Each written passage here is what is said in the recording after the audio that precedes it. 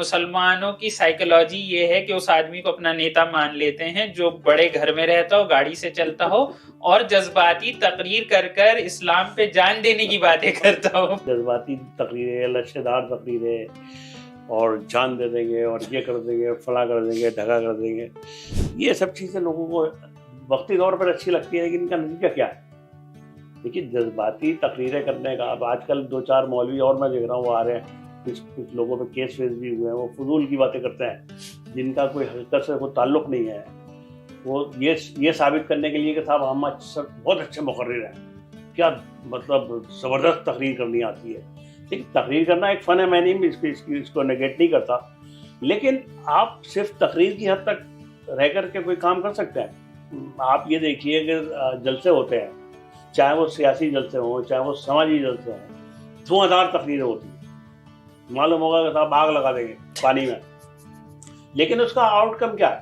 وہ جو مسلم سیاست جس کا ہم ابھی ذکر کر رہے تھے, کچھ لوگوں کی اپروچ یہ ہوتی ہے کہ سب آپ صرف مسلمانوں کی بات کیجیے. آپ ایک ڈیموکریٹک کنٹری میں, ایک سیکولر کنٹری میں صرف ایک مذہب کی بنیاد پر اگر آپ پولیٹکس کریں گے تو کامیاب نہیں ہو سکتے. یا کسی بھی ایک آئیڈینٹی پر آپ کو, کیونکہ یہ ایک بہت ملٹی لنگول, ملٹی کلچرل اور کثیر جہتی سماج ہے. اس میں طرح طرح کے کانٹرڈکشنز ہیں, طرح طرح کے لوگ ہیں, طرح طرح کی آئیڈینٹیز ہیں. تو کسی ایک طبقے کو لے کر کے آپ اگر سیاست کریں گے تو کامیاب نہیں ہو سکتے ہیں.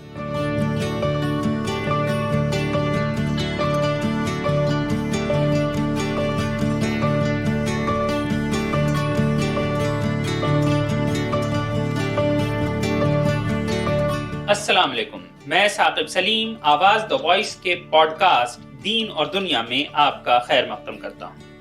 آج ہمارے ساتھ موجود ہیں معصوم مراد آبادی صاحب, جو ایک جانے مانے اردو جرنلسٹ ہیں اور رائٹر ہیں. ان کی حال ہی میں ایک کتاب آئی ہے ڈاکٹر عبدالجلیل فریدی صاحب پر. بہت کم لوگ جانتے ہوں گے کہ ڈاکٹر عبدالجلیل فریدی کون تھے, ہندوستان کی سیاست میں ان کی جگہ کیا ہے, اور انہیں سمجھ کر ہم سمجھ سکتے ہیں کہ مسلمز کو ہندوستان میں کیسے سیاست کرنی چاہیے. تو سب سے پہلے بہت بہت شکریہ آپ کا معصوم صاحب. سب سے پہلے ہم آپ ہی سے جاننا چاہیں گے, ڈاکٹر عبدالجلیل فریدی کون تھے, ان کی کیا جگہ ہے ہندوستان کی سیاست میں, خاص طور پر مسلم سیاست میں, اور 2026 میں کیا ضرورت ہے کہ ہم ان کے بارے میں پڑھیں جو انسان 1974 میں وفات پا چکے ہیں. دیکھیے, یہ بات درست ہے کہ ڈاکٹر عبدالجلیل فریدی کے انتقال کو لگ بھگ 52 سال ہو گئے ہیں, اور 1974 میں ان کا انتقال ہوا لکھنؤ میں. اور یہ جاننا بہت ضروری ہے کہ ڈاکٹر عبدالجلیل فریدی کون تھے اور ان کی ہندوستانی سیاست میں اور مسلم سیاست میں کیا ان کی جگہ ہے. ڈاکٹر عبدالجلیل فریدی بنیادی طور پر ایک فزیشین تھے اور ایک ڈاکٹر تھے ٹی بی کے, اور انہوں نے تعلیم حاصل کی تھی انگلینڈ میں. اور وہ اس زمانے میں آپ کو یہ معلوم ہوگا کہ ٹی بی کا مرض جو تھا وہ چاروں طرف پھیلا ہوا تھا, اور بہت ٹی بی کے مریض ہوتے تھے. اب تو ٹی بی پہ قابو پا لیا گیا ہے, لیکن پورے ہندوستان میں ایک وبا کی طرح سے ٹی بی پھیلی ہوئی تھی, جسے دیکھیے وہ ٹی بی کا مریض ہے. اور بہت کم ڈاکٹر ایسے تھے جنہیں آپ طبیب حاذق کہہ سکتے ہیں, جو اس مرض پر کنٹرول کرنے کی اور اس پر قابو پانے کی صلاحیت رکھتے ہو. ڈاکٹر عبدالجلیل فریدی اس زمانے میں ملک کے چند گنے چنے ڈاکٹروں میں تھے جو امراض سینہ کے, یعنی ٹی بی کے, تپ دق کے جسے اردو میں کہتے ہیں, امراض کا علاج کرتے تھے. اور اتنا بہترین علاج کرتے تھے کہ بہت سے لوگ انہیں بھگوان سمجھنے لگے تھے. یعنی جو سارے تمام جگہوں سے ناکام ہو کر کے جب ڈاکٹر فریدی کے مطب میں آتے تھے تو وہ مریض پوری طرح سے صحت یاب ہو کر کے جاتا تھا. اور یہ زمانہ تھا ایسا کہ وہ اگر چاہتے تو دولت کے انبار لگا سکتے تھے اس کے ذریعے سے, لیکن وہ ایک بہت نرم دل اور بہت اچھے انسان تھے. بحیثیت انسان اگر آپ انہیں جانچیں, ان کا طریقہ کار یہ تھا کہ وہ صبح کے اوقات میں ایک بہت معمولی سی فیس لے کر کے مریضوں کو دیکھتے تھے, اور شام کے اوقات میں وہ فری مریضوں کو دیکھتے تھے. تو ایک دن ایک مریض نے ان کو فری میں دکھایا اور دکھانے کے بعد دوا لی. پھر اس کو کچھ یہ خیال ہوا کہ یہ کہیں میں فری میں نے دکھایا ہے تو ہو سکتا ہے کہ مجھے صحیح طرح نہ دیکھا گیا ہو. تو اس نے پھر فیس لے کر کے ان کو دکھایا. وہ اس مریض کو پہچان گئے اور انہوں نے اس سے پوچھا کہ تم تو آ چکے ہو, مریض مطلب مجھ سے دوا لے گئے, پرچہ لکھوا کر کے لے گئے. تو اس مریض نے یہ دیکھا کہ دوا وہی تھی جو اس نے فری میں لکھوائی تھی. تو اس مریض نے یہ کہا کہ میں یہ دیکھنا چاہتا تھا کہ آپ پیسے لے کر کے زیادہ اچھی طرح سے دیکھتے ہیں یا فری میں اچھی طرح دیکھتے ہیں. تو وہ کہنے لگے کہ اگر میں اپنے مریضوں کے ساتھ ایسا سلوک کروں گا تو میں اپنے خدا کو کیا منہ دکھاؤں گا, کیا منہ لے کر کے اس کے پاس جاؤں گا. کیا آپ یہ سمجھتے ہو کہ میں اپنے مریضوں کے ساتھ یا انسانوں کے ساتھ تفریق کروں؟ یہ تو ان کی ڈاکٹری کی بات ہوئی, سیاست میں ان کا. اب دیکھیے, یہ میں آپ کو بتانا چاہتا ہوں کہ وہ سیاست, اب چونکہ یہ ایک پہلو تھا ان کی زندگی کا جو میں نے آپ کو بتایا. اب وہ سیاست میں پرجا سوشلسٹ پارٹی تھی جس کے ذریعے سے وہ سیاست میں داخل ہوئے. یعنی کہ جس سے اب باقی سب پارٹی, سوشلسٹ, سماجوادی پارٹی اور آر جے ڈی سب نکلا ہے. وہ لوہیا جی کی پارٹی تھی. وہ لوہیا جی کی پارٹی یہ تھی. اچھا, پرجا سوشلسٹ پارٹی ایک الگ پارٹی تھی. الگ پارٹی تھی. پرجا سوشلسٹ پارٹی سے انہوں نے اپنی سیاست کا, جسے پی ایس پی کہا جاتا تھا اس زمانے میں, سیاست کا آغاز کیا. کیونکہ اس زمانے میں جب وہ یہ دیکھ رہے تھے کہ ملک کے اندر مسلمانوں کے ساتھ جو سلوک ہو رہا ہے, جو کچھ ان کی حالت ہے, ایک دھارا تو وہ تھی جو بالکل فرقہ پرستی کی دھارا تھی, ایک لہر تھی جو بالکل جو سن 47 والی تھی, پارٹیشن. ہاں, جو بالکل جوشیلی تقریریں اور بہت ہی جذباتی قسم کے نعرے. لیکن ڈاکٹر فریدی چونکہ جس زمانے میں وہ 1947 کا یہ سب واقعات ہو رہے تھے, اور ان کے ایک بھائی تھے رافق فریدی جو پاکستان چلے گئے تھے, تو ایک دن یہ اپنے گھر سے نکلے تو کچھ محلے والے جن کے بہت خوفزدہ تھے, جو حالات خراب دیکھ کر کے, وہ کہہ رہے تھے کہ اب ڈاکٹر فریدی بھی چلے جائیں گے. تو وہاں سے انہوں نے تہیہ کیا کہ نہیں, میں اسی ملک میں رہوں گا اور یہیں پہ میں اس لڑائی کو لڑوں گا. تو ایک بہت آسان ترکیب یہ ہوتی ہے کہ آپ جذباتی نعرے لگا کر کے اور جذباتی ایشوز کو اٹھا کر کے مسلمانوں کا جذباتی استحصال کر کے ان کی سیاست کریں. لیکن انہوں نے ایسا نہیں کیا. انہوں نے مین اسٹریم کی سیاست سے قدم رکھا اور پرجا socialist party P S P میں شامل ہو کر کے لگ بھگ 10-11 برس یہ کونسل کے اور اسمبلی کے ممبر رہے, ایم ایل سی رہے. اور ان کی جو زمانے کی تقریریں ہیں آپ اٹھا کر کے دیکھیے تو کس طرح کی انہوں نے, کیا ان کی اپروچ تھی. وہ یہ سمجھتے تھے کہ ہندوستانی مسلمان چونکہ اس ملک کا ایک حصہ ہیں, ان کی تقدیر اس ملک سے اور اس ملک کی تقدیر ان سے وابستہ ہے. تو لہذا انہیں ایک درمیانی راستے پر غیر جذباتی اپروچ کے ساتھ اور ایک سیکولر امیج کے ساتھ سیاست کرنی چاہیے. اور انہوں نے اس پر عمل کیا پوری طرح سے. ان کے تمام جتنے بھی متعلقین تھے, جتنے دوست تھے پرجا سوشلسٹ پارٹی کے, وہ سب غیر مسلم تھے, ان میں مسلمان کوئی نہیں تھا. اور وہ ان کی اتنی عزت کرتے تھے, اتنا ان کا وقار تھا اپنے پولیٹیکل سرکل میں کہ ڈاکٹر فریدی سے لوگ مشورے کرتے تھے, ان کے پاس بیٹھنا پسند کرتے تھے. ان کی جو پولیٹیکل اپروچ تھی اس کو وہ اپریشیٹ کرتے تھے. آپ نے ابھی بھی ایک بات کہی کہ کچھ لوگ ہیں جو کہ جذباتی ہوتے ہیں, پھر کچھ لوگ تھے میں نے آپ کی جو کتاب جو آپ نے جو لکھی ہے میں نے اس کا مطالعہ کیا, تو اس میں 2-3 چیزیں ابھر کر آتی ہیں. ایک تو یہ کہ کچھ لوگ جذباتی صرف نعرے لگا رہے ہیں, اور صرف یہ کہہ رہے ہیں، بڑی بڑی باتیں کر رہے ہیں، مسلم آئیڈینٹی پالیٹکس جسے ہم کہہ سکتے ہیں اس کی بات کر رہے تھے۔ پھر کچھ لوگ تھے جو پورے طور پہ سرکاری تھے، اس زمانے میں کانگریس کی سرکار ہوا کرتی تھی، جو سرکار نے کہہ دیا جی حضوری میں لگے ہوئے ہیں، انہیں پوسٹ مل رہی ہے۔ لیکن انہوں نے ایک تیسرا طریقہ اپنایا جس میں کہ کوalition بھی ہوگا، لیکن اس میں آپ کی مسلم آئیڈینٹی برقرار رکھتے ہوئے لیکن آپ باقی سب سے کوalition کریں گے، باقی کاسٹ پالیٹکس ہے اس کا بھی آپ حصہ ہیں، آپ کلاس کا بھی حصہ ہیں، کمیونزم، سوشلزم، ہر چیز کا آپ حصہ ہیں۔ تو ان سب چیزوں کے ساتھ وہ بات کر رہے تھے۔ اور کیا آپ کو نہیں لگتا ہے کہ آج کے دور میں بھی یہ چیز مسلمان اب تک نہیں سمجھ پائے جو چیز وہ 1960s یا 70s میں سمجھا رہے تھے؟ کیا آپ ایک جرنلسٹ کے طور پہ آپ نے کیا دیکھا ہے؟ دیکھیے، ڈاکٹر فریدی کی سیاست کا جو پہلا مرحلہ تھا نا، اس میں آپ یہ دیکھیں گے کہ انہوں نے پوری طرح سے مین اسٹریم سیاست کرنے کی کوشش کی، اور جو زمانے کے سیکولر لیڈر تھے ان سے تعاون کیا، ان کے ساتھ رہے۔ لیکن انہوں نے ان کے نظریے میں ایک تبدیلی کیا آئی، وہ میں بتانا چاہتا ہوں۔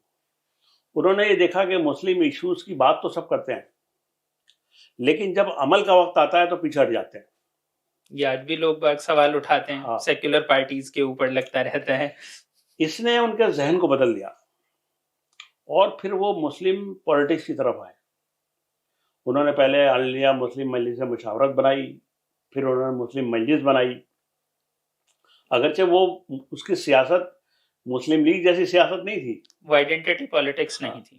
مسلم لیگ کے لوگوں نے تو ان کے خلاف کام کیا، ان کے خلاف کینڈیڈیٹ اتارے اور ان کو ہرانے کا کام کیا، ان کے کینڈیڈیٹس کو، اور کئی جگہ ہرایا بھی۔ تو اب وہ بھی کہیں سے ان کی ڈور بھی کہیں اور تھی۔ اب سوال یہ ہے کہ جب انہوں نے دیکھا کہ علی گڑھ مسلم یونیورسٹی کا اقلیتی کردار چھین لیا گیا ہے، تو وہ پورے تن من دھن کے ساتھ اس موومنٹ میں شامل ہو گئے اور جیل چلے گئے۔ اور اس وقت وہ بیمار تھے۔ علی گڑھ مسلم یونیورسٹی کا جب موومنٹ چلا اور جب وہ جیل گئے تو طبیعت ان کی خراب تھی۔ تو جب چیف منسٹر کو یہ پتہ چلا کہ وہ ڈاکٹر فریدی بیمار ہیں، تو ان کو ایک میسج کیا گیا، ایک پیغام دیا گیا کہ آپ کو ہم رہا کر سکتے ہیں، اور آپ اگر کوئی شرط تھی معمولی سی اسے پورا کر دے تو ہم رہا کر دیں گے۔ انہوں نے کہا نہیں، ایسا نہیں ہوگا، جب تک میرے تمام ساتھی رہا نہیں ہوں گے اس وقت تک میں جیل سے نہیں باہر نکلوں گا۔ اور وہ نہیں نکلے۔ جب تمام علی گڑھ مسلم یونیورسٹی کے جو بھی اسٹوڈنٹ لیڈرز تھے اور جو دوسرے لوگ تھے وہ رہا ہوئے تو ان کے ساتھ ہی رہا ہوئے، انہوں نے علیحدہ سے اپنی رہائی کو قبول نہیں کیا۔ اب علی گڑھ مسلم یونیورسٹی کی جو سیاست ہے وہ ایک مسلم شناخت کی سیاست ہے۔ آپ سمجھتے ہیں کہ جو ہمارا دانشور طبقہ ہے، اور خاص طور پہ سن 70 کے آس پاس، اب 2-3 مسئلے ایسے تھے کہ اردو کا مسئلہ ہے۔ اردو کے مسئلے پر جب اسپیکر نے ان کو تقریر کرنے کی اجازت نہیں دی، اس زمانے میں تو حلف لینا بھی اردو میں ممکن نہیں تھا، آج بھی نہیں ہے۔ آج بھی آپ یو پی اسمبلی میں اگر حلف لینا چاہیں اردو زبان میں تو نہیں لے سکتے ہیں، وہاں بندش ہے۔ تو اس میں نے اس تقریر چھاپی ہے ان کی، وہ جو انہوں نے اسمبلی میں کی ہے، اور کتنی تکرار ہوئی ہے ان کی وہ اسپیکر کے ساتھ میں کہ بھئی میں اپنی زبان میں بولنا چاہتا ہوں، آپ مجھے اجازت دیجیے، جبکہ یہاں پارلیمنٹ میں اس کی اجازت ہے۔ آپ پارلیمنٹ میں اردو میں بھی تقریر کر سکتے ہیں، جس زبان میں چاہے کر سکتے ہیں، اور وہ اسی لیپی میں، اسی رسم الخط میں آپ کو ملے گی۔ لیکن یو پی اسمبلی میں ایسا نہیں ہے، وہاں بہت بندش ہے اور بہت پریشانیاں ہیں۔ تو انہوں نے اردو کی لڑائی لڑی۔ وہ تو ان کی لڑائی کے 3 محور تھے۔ پہلا محور تو علی گڑھ مسلم یونیورسٹی تھا، دوسرا محور تھا ان کی لڑائی کا اردو کے حقوق کی بازیابی، اور تیسرا لڑائی ان کا تھا یہ جو فرقہ وارانہ فسادات کی سیاست، کمیونل رائٹس۔ اسی مدعے پر انہوں نے پی ایس پی چھوڑی تھی۔ انہوں نے ایک تقریر اندرا گاندھی کے سامنے کی ہے نیشنل انٹیگریشن کونسل میں، اس کو میں نے اس میں چھاپا ہے۔ وہ انگریزی میں تقریر تھی، اس کو ٹرانسلیٹ کر کے چھاپا گیا۔ آپ اس تقریر کو پڑھیے۔ کیا غضب کی تقریر ہے. انہوں نے کس طرح سے اندرا گاندھی کو مخاطب کر کے اور حالات کا کس طرح سے تجزیہ کیا ہے. یعنی ایک مسلمان کے طور پہ تجزیہ نہیں کیا, ایک ہندوستانی کے طور پہ. جب آپ کا تناظر یہ ہوتا ہے کہ ایک ہندوستان میں فرقہ وارانہ فسادات ہو رہے ہیں, کمیونل رائٹس ہو رہے ہیں, اس میں یہ ضروری نہیں ہے کہ ہر فساد میں مسلمان ہی مارے جائیں, مارے دوسرے لوگ بھی ہیں. جب دنگا ہوتا ہے تو کسی کے چہرے پہ نہیں لکھا ہوتا کون کیا ہے, غریب لوگ مارے جاتے ہیں, ان کا اور جو حالات کا شکار ہوتے ہیں وہ مارے جاتے ہیں, نقصان سب کا ہو رہا ہے. نقصان سب کا ہوتا ہے. تو انہوں نے ایک نیشنل ایشو بنا کر کے پیش کیا. اور پھر آپ کو میں بتاؤں کہ یہ جو ریپڈ ایکشن فورس ہے آج, یہ سب سے پہلے تجویز انہوں نے دی. انہوں نے کہا تھا کہ کمیونل رائٹس کے خلاف ایک الگ فورس ہونی چاہیے. اب اردو یونیورسٹی کی تجویز سب سے پہلے انہوں نے دی, جو آج حیدرآباد کی مانو ہے, مولانا آزاد نیشنل اردو یونیورسٹی. اس کا پرپوزل ان کا تھا پہلی بار. انہوں نے کہا کہ ایک اردو یونیورسٹی بننی چاہیے. اب یہ بدقسمتی ہے ہماری کہ اردو یونیورسٹی میں اردو نہیں ہے, وہ ایک الگ مدعا ہے.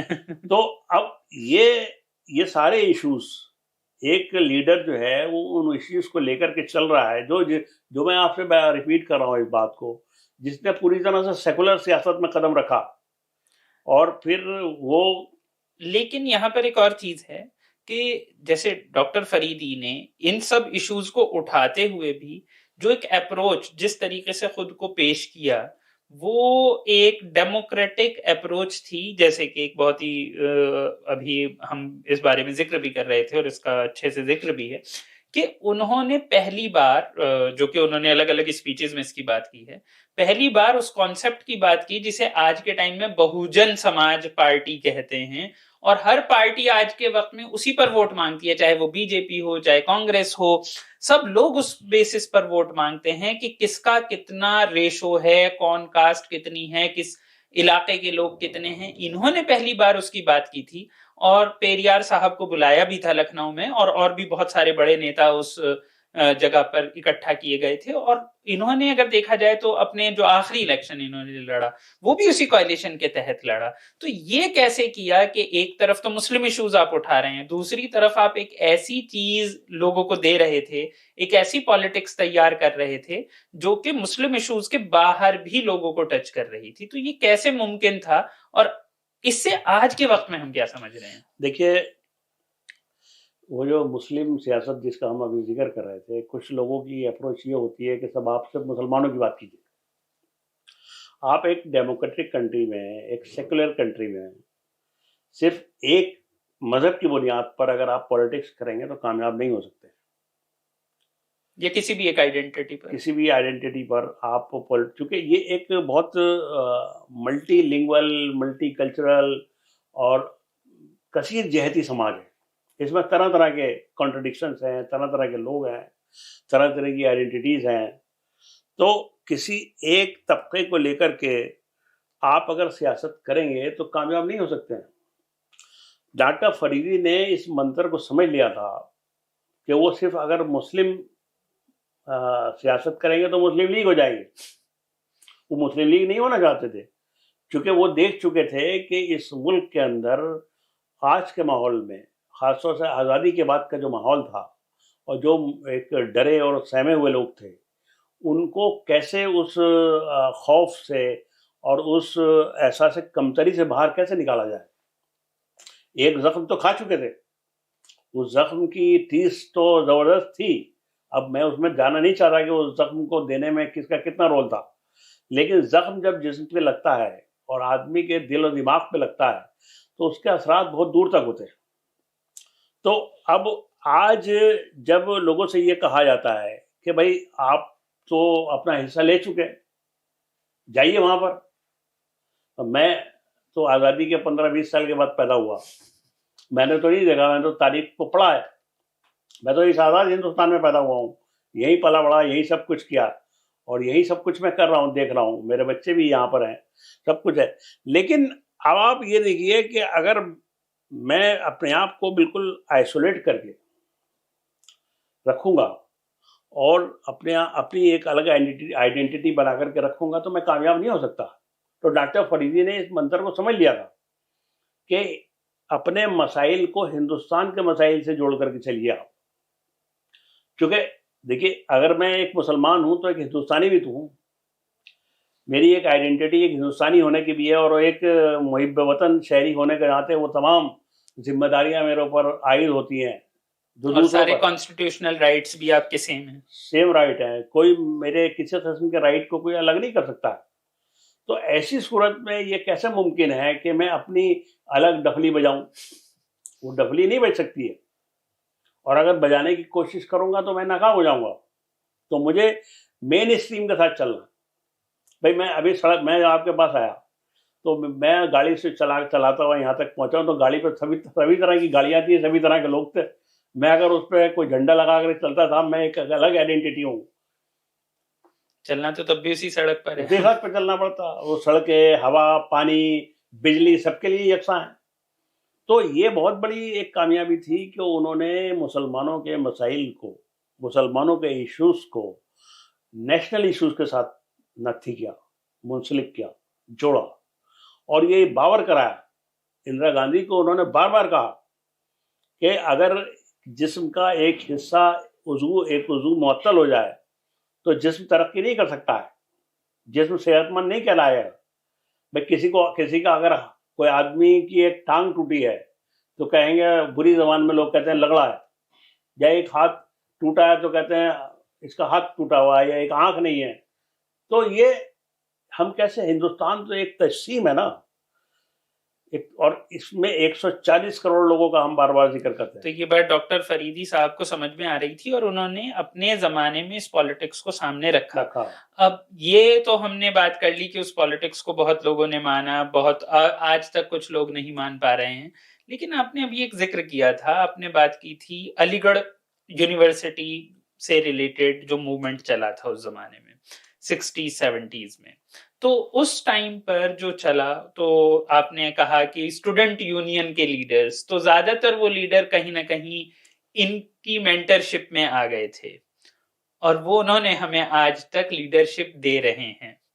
تو تھوڑا سا آپ ہمارے آڈینس کو بتائیے کہ وہ کون لوگ ہیں جو ان کی مینٹرشپ سے آگے چل کر ہندوستان میں کچھ بڑے نام کے طور پر ہوئے. کچھ لوگ بہت مشہور ہو گئے, کچھ لوگ M P M L A بھی بنے, منسٹر بھی بنے, اور کچھ لوگ نہیں وہاں تک پہنچے لیکن انہوں نے الگ طریقے سے خدمات انجام دی.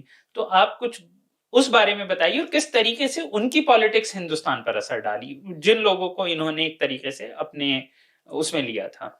دیکھیے ان کے جو ان کی سیاست کے پیروکاروں میں جو اسٹوڈنٹ لیڈر تھے, اس میں ابھی جو سب سے سینئر آدمی ہیں وہ محمد ادیب ہیں, جو علی گڑھ مسلم یونیورسٹی یونین کے صدر رہے, اور انہوں نے ان کی پارٹی کا الیکشن بھی لڑا. مسلم مجلس کے کینڈیڈیٹ بنے لکھنؤ سے نوجوانی کے زمانے میں. ڈاکٹر فریدی نے ان سے کہا کہ الیکشن لڑو, انہوں نے لڑا. یہ الگ بات ہے کامیاب نہیں ہو پائے, وہ بعد میں پھر راجیہ سبھا کے ممبر بنے. اور اس میں آپ کو یہ بتانا چاہتا ہوں کہ ایک اور اہم نام تھا جاوید حبیب کا.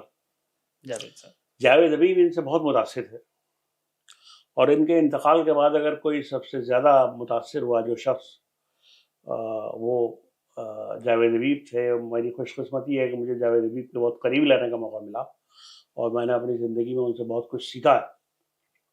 ان پر میری ایک کتاب بھی جاوید حبیب ہجوم سے تنہائی تک منظر عام پر آئی. ان کے انتقال 74 میں ہوا, اور 75 میں جاوید حبیب نے ان پر ایک کتاب لکھی, ڈاکٹر فریدی طوفان سے ساحل تک. اور مختصر سی کتاب تھی لیکن وہ ایک بنیادی چیز تھی. اس کے بھی بعض مضامین میں نے اس کتاب میں شامل کیے. جی. تو جاوید حبیب کی بھی جو سیاست تھی, اور بھی 2-3 لوگ تھے, میں آپ کو بتانا تھا. اختر الواسع تھے, پروفیسر اختر الواسع بھی ان کے ساتھ جیل میں رہے لکھنؤ میں.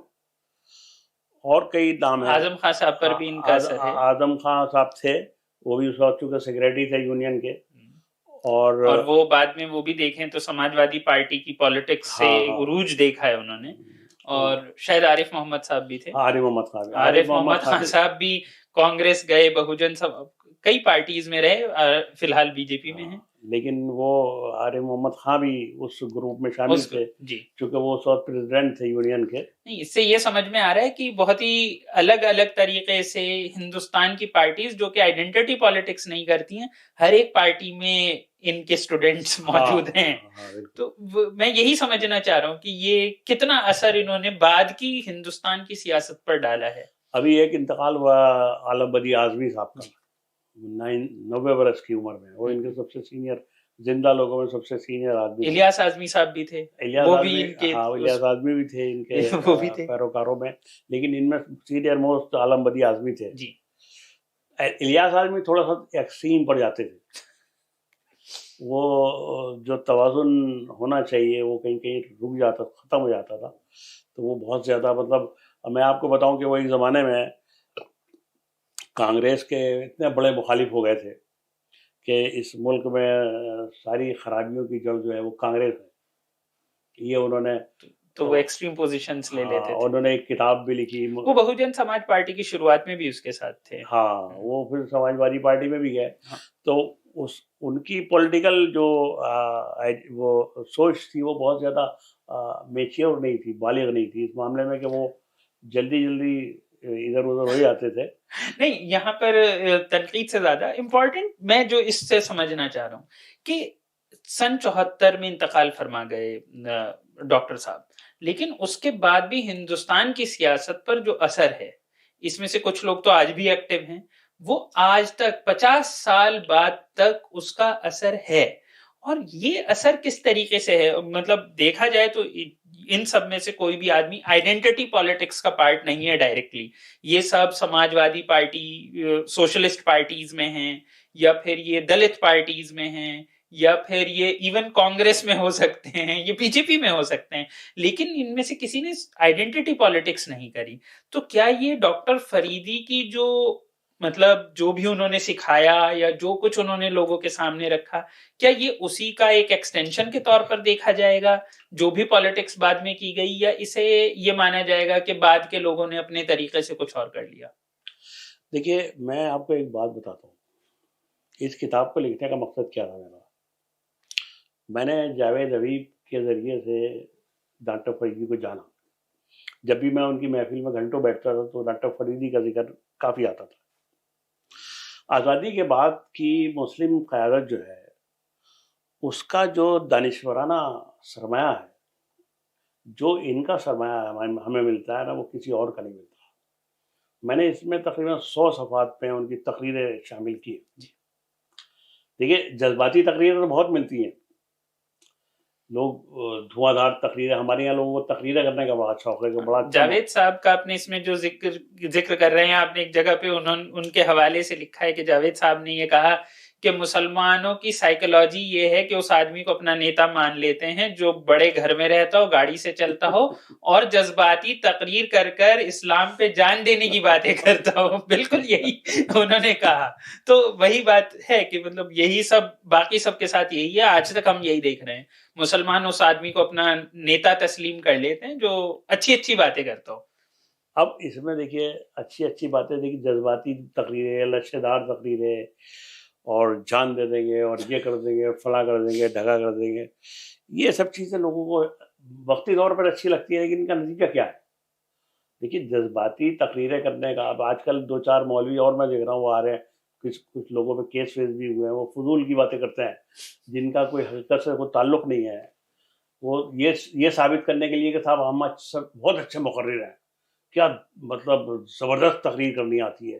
دیکھیے، تقریر کرنا ایک فن ہے، میں نہیں اس کو نیگیٹ نہیں کرتا، لیکن آپ صرف تقریر کی حد تک رہ کر کے کوئی کام کر سکتے ہیں. کچھ زمینی کام بھی کرنا، انہوں نے زمینی کام کیا. انہوں نے آپ کو ایک آئیڈیالوگ ہے، انہوں نے آپ کو ایک دانشورانہ سطح پر اتنا بڑا سرمایہ دیا ہے کہ آپ اگر اسے پڑھیں تو آپ کی آنکھیں کھل جائے گی. میں نے جو مجھے تقریریں ان کی ہاتھ آئی ہیں، مشکل سے ہاتھ آئی، 100-150 صفحات میں نے اس میں شامل کیے کہ کم از کم لوگوں کی رائے تو ان کے بارے میں آ جائے گی، لیکن یہ خود کیا سوچتے تھے، ان کا اپنا نقطۂ نظر کیا تھا، اور یہ کس طرح سے مسلم مسائل کو حل کرنا چاہتے تھے. یہ بڑی امپورٹنٹ بات ہے. آج آپ یہ دیکھیے کہ جلسے ہوتے ہیں چاہے وہ سیاسی جلسے ہوں چاہے وہ سماجی جلسے ہوں، دھواں تقریریں ہوتی ہیں، معلوم ہوگا کہ صاحب آگ لگا دیں گے پانی میں، لیکن اس کا آؤٹ کم کیا ہے؟ بھائی آپ کوئی آپ اسٹریٹجی بتائیے، کوئی راستہ بتائیے کہ بھائی اس راستے پہ چلیے آپ، یہ نہیں کہ صاحب آپ دھواں تقریریں کر کے لوگوں کے جذبات میں آگ بھڑکا کر کے انہیں شعلہ بنا کر کے چھوڑ دیں. یہ تو کوئی طریقہ کار نہیں ہے، نہ یہ قیادت ہے. یہ تو وہ قیادت تو ختم ہو گئی. نہیں، راستہ تو انہوں نے دکھایا، ہاں، لیکن وہ راستہ اس راستے پر کہ سماج کو ساتھ لے کر چلنا ہے. بڑی مزیدار بات یہ ہے کہ کاشی رام بھی اس پر چلے ہیں. مطلب کم سے کم الیاس اعظمی کے اگر حوالے سے دیکھا جائے تو ان کا یہ کہنا ہے کہ شروعات میں کاشی رام جن 4 لوگوں کا فوٹو لگاتے تھے اس میں سے ایک فریدی صاحب ہوتے تھے. پھر جب ان کا نام ہٹا تو انہوں نے پوچھا کہ کیوں، تو انہوں نے کہا کہ میں ہاتھ پکڑ کے لے کے چلتا ہوں، کتنے لوگ مسجد کے باہر بتا دیں گے کہ فریدی کون ہے، اگر 25% نے بتا دیا تو رکھ لیں گے. تو یہ تو ہوا کہ کاشی رام صاحب نے رکھا، لیکن جو ان کا دکھایا ہوا راستہ ہے وہ باقی کس نے رکھا؟ مطلب پھر مسلمانوں میں ایسا کون لیڈر پولیٹیکلی کون تھا جس نے اس راستے کو زندہ رکھا یا اس پر چلنے کی کوشش کی یا کچھ حاصل کیا؟ کیا یہ ہوا یا ہم آج بھی بھٹک ہی رہے ہیں؟ یہ دیکھیے، یہ بدقسمتی کی بات ہے کہ لوگوں نے بہت محدود گول کے ساتھ سیاست کی. ان کا نظریہ منسٹر بننے کا نہیں تھا، پارلیمنٹ کا ممبر بننے کا نظریہ نہیں تھا. یہ سوچ نہیں تھی کہ صاحب میں تغلام بازی کر کے پارلیمنٹ میں چلا جاؤں یا منسٹر بن جاؤں. نہ، یہ کہیں سے کہیں پہنچ سکتے تھے. ان کی جو کیپیبلٹیز تھی، ان کی صلاحیت تھی، استعداد تھی، یہ ترقی کر کے سیاست میں بہت آگے جا سکتے تھے. لیکن یہ پاور پولیٹکس کے آدمی نہیں تھے. پاور پولیٹکس میں کوئی الگ چیز ہوتی ہے. آج مسلمانوں کی بہت بڑی بدقسمتی یہ ہے کہ جو لوگ سیاست کے میدان میں ہیں ان کا گول کیا ہوتا ہے کہ صاحب ایک مجھے ایم ایل سی بن جاؤں، ایم ایل اے بن جاؤں، راجیہ سبھا میں چلا جاؤں، گورنر بن جاؤں، کسی ڈپارٹمنٹ کا چیئرمین بن جائے. یہ دیکھیے، یہ اپنی خدمت کرنے کا تو طریقہ ہو سکتا ہے نا. آپ اگر یہ کہتے ہیں کہ ہم سیاست جو ہے عوامی فلاح و بہبود کے لیے کر رہے ہیں، تو یہ آج آپ یہ دیکھیے، آج ایک آدمی ایم ایل اے بنتا ہے، ایم ایل سی بنتا ہے، اس کی دولت آج کیا ہوتی ہے اور 5 سال بعد کیا ہوتی ہے اس کو پتہ لگا لیجیے آپ کہاں سے دولت آ رہی ہے. غریب آدمی تو وہی ہے نا، اس کو تو اپنے روزی روٹی کی فکر ہے، اپنے بچوں کی تعلیم کی فکر ہے، اس کو یہ فکر لاحق ہے کہ مکان کیسے بنے گا. لیکن تو کون لوگ ہیں جو اس طرح کی سیاست کر رہے ہیں؟ جو لوگ اس طرح کی سیاست آج کے زمانے میں کر رہے ہیں، مجھے تو نہیں آتا کوئی نظر نہیں آتا. تو کسی نے ڈاکٹر فریدی کا وہ جو سوچ تھی اسے آگے نہیں چلایا؟ مجھے نہیں لگتا کہ کسی نے اس کو فالو کیا ہو. کسی نے فالو نہیں کیا. لیکن ان کے جو آس پاس لوگ تھے انہوں نے اپنی جگہ سب نے سیاست میں بنائی، اپنی جگہ بنائی سیاست میں. اب آپ یہ کہہ سکتے ہیں، دیکھیے میں ایک بات یہ ضرور کہہ سکتا ہوں، ایک کام اعظم خان نے کیا کہ کم سے کم ایک یونیورسٹی بنائی. آزادی کے بعد یہ پہلی یونیورسٹی ہے جو اتر پردیش میں بنی ہے. ساؤتھ میں تو بنی ہے، کالجز بھی بنے، انجینئرنگ میڈیکل کالج بنے اور تمام. لیکن اعظم خان نے ایک کارنامہ تو کیا، ایک انٹیگرل بنی تھی، ایک انٹیگرل یونیورسٹی ہے. لیکن اس کی آئیڈینٹی اس طرح کی نہیں ہے. یہ مولانا محمد علی جوہر کے نام سے منسوب کر کے، جو اتنے بڑے فریڈم فائٹر تھے، یہ یونیورسٹی بنائی گئی ہے. اور یہ ایک فرد واحد کی کوششوں کا نتیجہ ہے. انٹیگرل یونیورسٹی کے پیچھے تو مجھے نہیں معلوم کون لوگ ہیں، کیا ہے کیا نہیں ہے، لیکن اس کی وہ آئیڈینٹی نہیں ہے. یہ تو ایک ایسے شہر میں بنی ہے یونیورسٹی جہاں پہ تعلیم میں بہت لوگ پچھڑے ہوئے ہیں اور بہت برا حال ہے، غربت ہے، پریشانی ہے، وہ علاقہ ہی پورا علاقہ ہے. تو یہ کہہ سکتے ہیں کہ ایک کام ہوا ہے. اب اس کے ساتھ کیا سلوک ہو رہا ہے وہ تو آپ دیکھ رہے ہیں، کون لوگ کر رہے ہیں، یہ بھی میں اس کی ڈیٹیل میں نہیں جانا چاہتا. تو یہ آپ کہہ سکتے ہیں.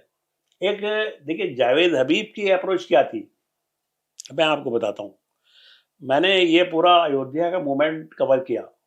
جب میں جرنلزم میں آیا تھا تو یہ شروع ہوا تھا موومنٹ، اور میں ایودھیا گیا 2-3 بار، بابری مسجد میں بھی گیا، اندر پوری رپورٹنگ بھی کی. اس پر بھی میری ایک کتاب ہے پوری.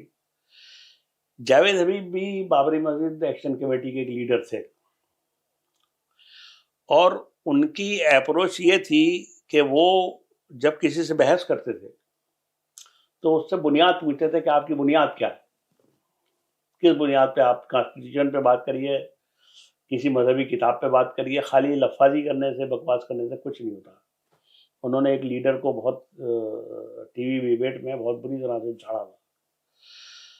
جاوید حبیب کی اپروچ یہ تھی, جس سے ان کا اختلاف ہوتا تھا بابری مسجد ایکشن کمیٹی کے دوسرے لیڈروں کے ساتھ, کہ اس مسئلے کا کوئی حل بات چیت کے ذریعے نکل آئے, اور وہ کئی مذاکرات میں شریک بھی ہوئے. اتفاق سے میں اس کا عینی گواہ ہوں. ان کی کتاب جو جاوید حبیب کی ہے اس میں میں نے ان مذاکرات کی ڈیٹیل بھی چھاپی ہے. تو وہ چاہتے تھے کہ ملک کا ماحول نہیں بگڑنا چاہیے, ہندو مسلم رشتے خراب نہیں ہونے چاہیے, کوئی ایسا بیچ کا راستہ نکل آئے, جذباتی تقریریں نہ ہوں, ہنگامہ نہ ہو, فساد نہ ہو. فساد نہ ہو. وہ فساد کے بہت خلاف تھے, چونکہ جیسے میں نے آپ سے کہا کہ فساد, ڈاکٹر فریدی کی جو سوچ کا اگر عکس مجھے صحیح معنوں میں اگر نظر آتا ہے تو وہ جاوید حبیب میں تھا. بدقسمتی سے ان کی جلدی ان کی کا انتقال ہوا, اور وہ ڈپریشن میں بھی چلے گئے اپنے, اور وہ پولیٹیکلی ان جگہوں پر نہیں گئے. اور ان کی ایک اپروچ یہ تھی کہ وہ سیاست دانوں سے تعلق ان کا بہت تھا. ان کا اٹل بہاری واجپئی سے بہت تعلق تھا. ایک بار وہ اٹل بہاری واجپئی کے پاس گئے ملنے کے لیے, اتفاق سے میں بھی ساتھ تھا, 4-5 لوگوں کو لے گئے تھے, اور انہوں نے جو گفتگو وہاں کی, میں حیرت زدہ تھا کہ پرائم منسٹر سے وہ کیسے گفتگو کر رہے ہیں. پرائم منسٹر کے سامنے تو آدمی ہاتھ جوڑ کے کھڑا ہوتا. انہوں نے کہا کہ واجپئی جی آپ کیا بات کر رہے ہیں, حکومت تو اس ملک میں کھڑاؤں رکھ کر بھی چلائی گئی ہے, حکومت تو آتی آتی رہتی ہے. بہت انہوں نے مطلب بولڈ گفتگو کی. وی پی سنگھ سے ان کا بہت اچھا تعلق تھا, ان کا نرسمہا راؤ سے بہت اچھا تعلق تھا. تو نہیں, تو سوال یہ ہے کہ جیسے کہ یہ جو ڈاکٹر فریدی نے جو دیا, آپ نے کہا کہ چلیے جاوید حبیب صاحب نے کچھ حد تک اسے اپنایا, لیکن وہ چیز واپس زندہ کرنا کیوں ضروری ہے 2026 میں؟ آپ کو یہ کیوں لگ رہا ہے کہ وہ چیز واپس لوگوں کو, ینگ جنریشن کو بتانا کیوں ضروری ہے کہ ڈاکٹر فریدی جیسا ایک آدمی گزرا ہے اور اس نے ہمیں کیا سکھایا تھا؟ ہم آدمی کی بات سے زیادہ اس کے آئیڈیاز کی بات کر رہے ہیں. تو ہم کیوں چاہتے ہیں کہ ان کے آئیڈیاز 2026 میں ینگ جنریشن پڑھے, سمجھے اور اس پر شاید عمل بھی کرے؟ دیکھیے, میں یہ محسوس کرتا ہوں, جو ہماری نئی پیڑھی ہے, نئی نسل ہے, نیو جنریشن جسے آپ کہتے ہیں, اس کے پاس کچھ ذہنی غذا نہیں ہے. جو سیاست میں یا اور بھی فیلڈز میں ہیں, ان کے پاس کوئی ذہنی غذا کا مطلب یہ کہ ان کے پاس کوئی مطالعہ نہیں ہے, وہ افراد کو جانتے نہیں. اب حیرت انگیز بات میں آپ کو بتا رہا ہوں, ایک پروفیسر صاحب ہیں میرے بہت سینئر دوست ہیں, وہ کہنے لگے ایک صاحب مسلم پولیٹکس پر ریسرچ کر رہے ہیں, آزادی کے بعد کی. تو میں نے ان سے پوچھا کہ آپ نے ڈاکٹر فریدی کے بارے میں کچھ پڑھا؟ کہنے لگے ہوں, ڈاکٹر فریدی. یعنی جو آدمی ریسرچ کر رہا ہے آزادی کے بعد کی مسلم پولیٹکس پر, وہ ڈاکٹر فریدی کو نہیں جانتا. انہوں نے کہا کہ گیٹ آؤٹ.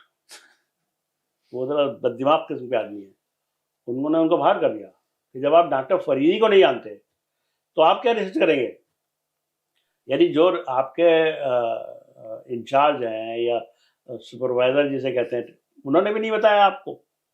تو ہمارا بڑا المیہ یہ ہے کہ ہماری جنریشن کے لوگ اور ہمارے بعد کی جنریشن کے لوگ یہ چیزوں کو پڑھتے نہیں, جاننا نہیں چاہتے.